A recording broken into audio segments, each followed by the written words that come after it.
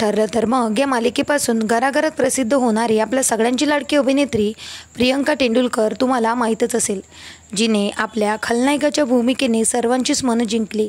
काही महिला जिला शिवाशाप देतात व तिच्या नावाने बोटही मोडतात, अशी ही अभिनेत्री जिने तिच्या अभिनयाने सर्वांचीच मनं जिंकलेली आहे। परंतु तुम्हाला माहीत आहे का, प्रियंकाला अशाच एका मालिकेमधून एकाच रात्री बाहेर काढण्यात आले होते। त्याचे कारणही तिला सांगितले नव्हते। प्रियंका अतिशय साध्या फॅमिलीतून आलेली होती। काही दिवस स्ट्रगल केल्यानंतर तिला सर्वप्रथम फुलपाखरू ही मालिका मिळाली, ज्यामध्ये तिला साईड कॅरेक्टर मिळाले। त्यानंतर स्टार प्रवाहावरील साथ दे तू मला ही मालिका तिला मिळाली, ज्यामध्ये प्राजक्ताची भूमिका तिला मिळालेली होती। परंतु एकाच रात्री ही मालिका वेदांगी कुलकर्णीला देण्यात आली। काही दिवस टेलिकास्ट केल्यानंतर प्रियंकाला त्या मालिकेतून काढण्यात आले आणि तिची जागा वेदांगी कुलकर्णीला देण्यात आली।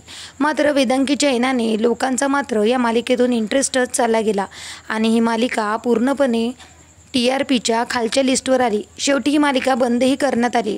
जेव्हा प्राजक्ताला म्हणजेच प्रियंकाला या मालिकेबद्दल विचारण्यात आले, तेव्हा ती म्हणते, आपण इतके कष्ट घेतल्यानंतर अचानक जेव्हा आपल्याला एका मालिकेतून काढण्यात येते, तेव्हा आपला कॉन्फिडन्स पूर्णपणे लो होऊन जातो।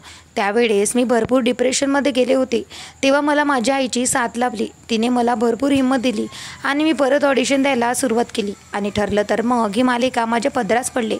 मात्र या मालिकेमध्ये मला खलनायकाची भूमिका मिळालेली होती।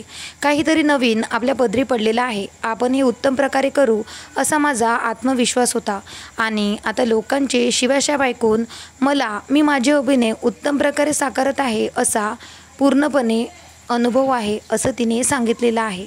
शिवाय प्रियंकाने याआधी भरपूर मालिकेमध्ये काम केलेले आहे, परंतु साथ दे तू मला ही मालिका एक वेगळीच भूमिका घेऊन आलेली होती।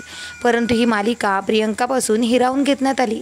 सध्या ती ठरलं तर मग या मालिकेमध्ये प्रियाची भूमिका साकारत आहे। तर तुम्हाला प्रियंका आवडते का? कमेंट करून नक्की सांगा। भेटूया परत, धन्यवाद।